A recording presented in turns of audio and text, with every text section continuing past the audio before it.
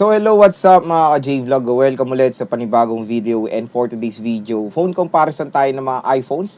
So iPhone 13 Pro versus the iPhone 13 Pro Max. Ano kaya magandang i-purchase ngayon sa Green Hills? Tara mga ka-J-Vlog, check natin.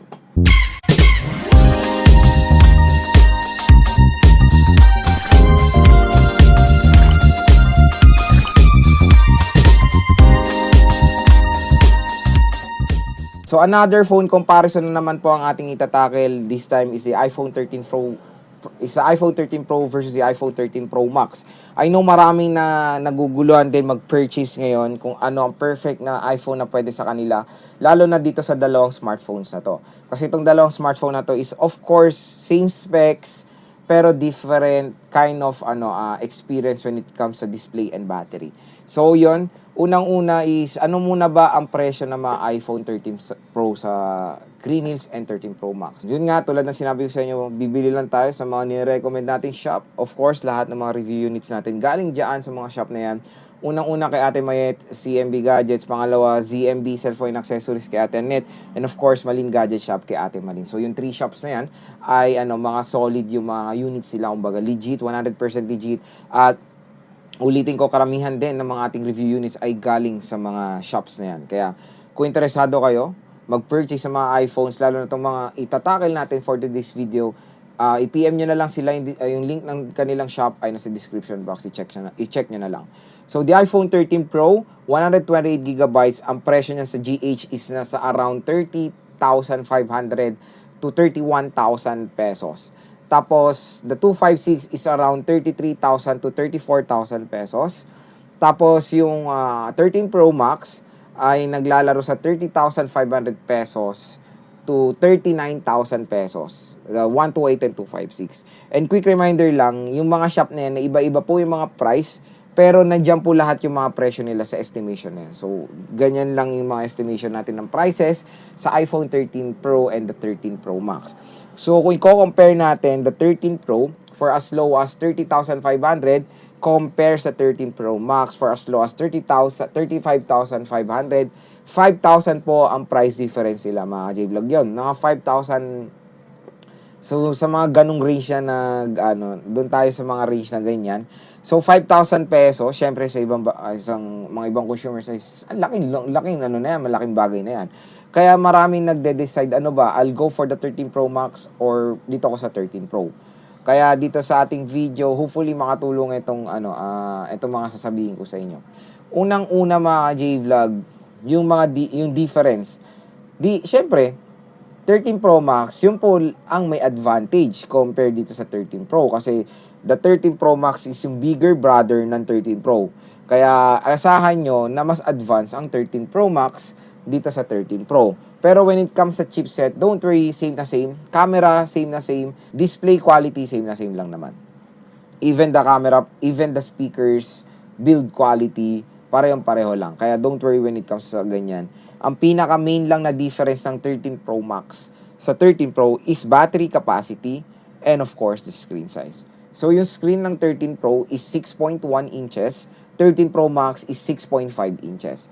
So when it comes sa battery, di hamak din malayo ang kanilang difference kasi 4 plus ang 13 Pro Max, 3 plus ang 13 Pro. So syempre, sa mga consumers na ang ang habol is battery, matagal malobat, marami talaga magpi-prefer sa 13 Pro Max. Kasi ako, nung mga first time lumabas yung mga Max versions, syempre, ang tina-target ko is yung mga Max version, 10s Max, 11 Pro Max, 12 Pro Max, 13 Pro Max, 14 Pro Max, and 15 Pro Max. So, lahat yan ay nagamit ko na. Ngayon lang taon ako nag-start gumamit ng mga Pro models. Ang nahawakan ko na, ang mga personal smartphones ko na Pro is the 13 Pro, 12 Pro, and the 15 Pro, which is, eto pong gamit natin sa video na to, is the 15 Pro, mga J-Vlog. Ngayong taon ko na-realize na maganda rin pala ang mga Pro series. Yung mga maliliit. Kumbaga, nagsawa na ako sa screen size sa malalaki. For example, kasi minsan pag nagvo-vlog, medyo hassle din gamitin yung mga malalaking smartphones, to be honest. Kaya nag-decide ako na kumuha ng isang smartphone na maliit pero same ang performance sa camera and overall, kumbaga. So, yon minsan na ang ginagamit ko for taking photos or for taking videos is yung mga pro models, lalo na pag namamasyal. Perfect na perfect gamitin yung mga pro, lalo na outdoor. Yan, madali silang gamitin, madaling mag-scroll kasi mas easy sila for one-handed operation compare sa mga Max na malalaki yung screen. Pero syempre, kung gagamitin ko as a main smartphone na, I'll go for the 13 Pro Max kasi mas malaki nga screen size at malaki yung battery. Ang ginagawa ko kasing perspective is secondary smartphone ko yung mga Pro models. Pero kung kayo, don't worry, when it comes sa mga main smartphone naman, the Pro models ay okay din naman gamitin yan.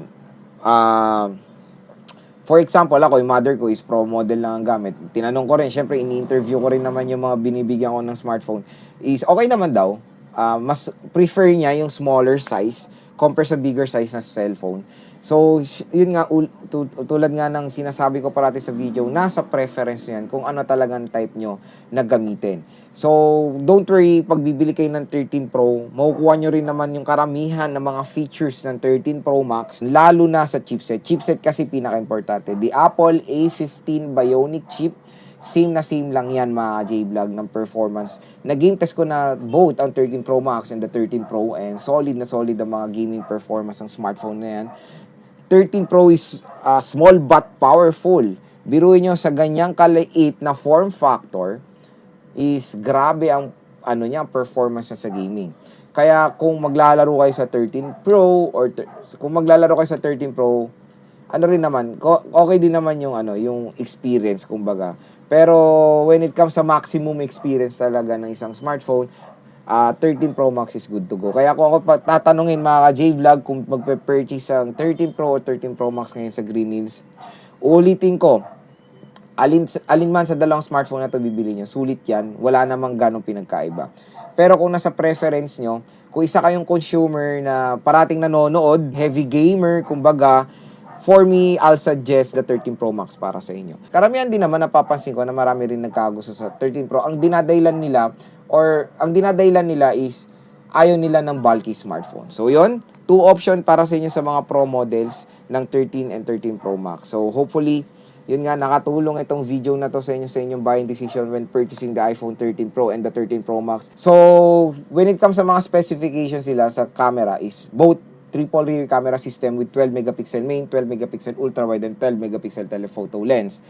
The screen size is 6.1 inches for the 13 Pro with XDR OLED display compared sa 13 Pro Max with 6.7 inches XDR Super Retina XDR OLED display. Tulad nga sinabi ko, display quality, pareho silang Super Retina XDR OLED display. Pareho naman na dual stereo speakers, pareho din ng build na stainless steel design na box type sila mga J-Vlog. And syempre, the front facing and syempre the display quality, pareho silang notch display na mas smaller compared sa 12 series. And don't worry, when purchasing the 13 Pro and the 13 Pro Max this 2024, matagal pa po yang ma-update. Matagal pa pong masosupport yan ng mga OS updates. Kaya napakaganda pa rin namang i-purchase ang mga old flagship chipset ngayong 2024 dahil makakapag-provide pa rin sila ng mga magandang performance dahil nasa latest software pa sila ng iOS and napaka-powerful ng chipset, napakaganda pa po ng camera quality. So, don't worry when it comes sa dalawang smartphone na to is pareho rin naman support ng 4K video recording, cinematic mode. Ito, ginagamit natin sa 15 Pro, the cinematic mode, para meron kayong idea kung gaano ka-useful, gaano kaganda ang cinematic mode ng iPhone. Pero sad to say, the cinematic mode only support 30 FPS. Yun lang ang major setback when it comes sa shooting ng cinematic mode. Hopefully, sa mga next iPhones ay masupport ng 60 FPS na cinematic.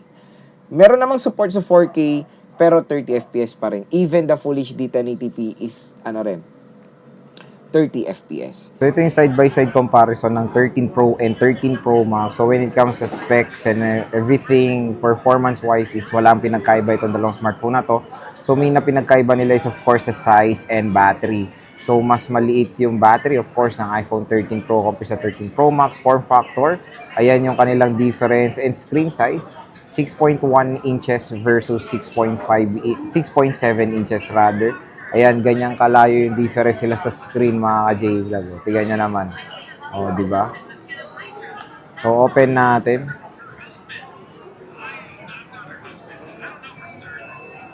So, ayan yung kanilang, pareho lang naman ng display when it comes sa Super Red na XDR OLED display sa camera. Tingnan natin yung camera nila. So, sa camera, parehong-pareho lang din naman sila ng features. Pareho merong cinematic mode, portrait, video. Sa video, pareho merong support sa 4K video recording. Check natin yung photo. Mag-take tayo ng subject. So, check natin. So, syempre, camera-wise, maganda talaga ang iPhone.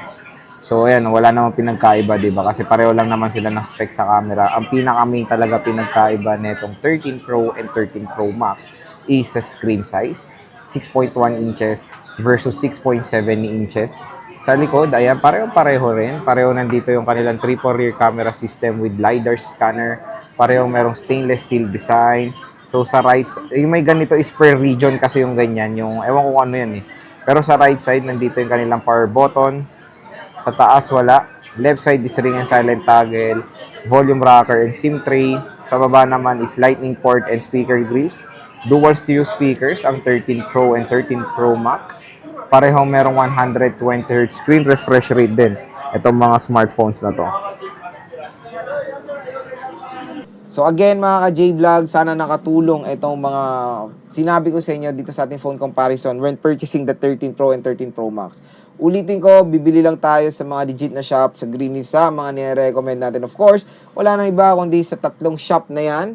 Si Ate Mayet, si MB Gadget, ZMB Cellphone Accessories kay Ate Net, and of course, Malin Gadget Shop kay Ate Malin. Again, yung mga shop nila nasa description box, i-check nyo na yan.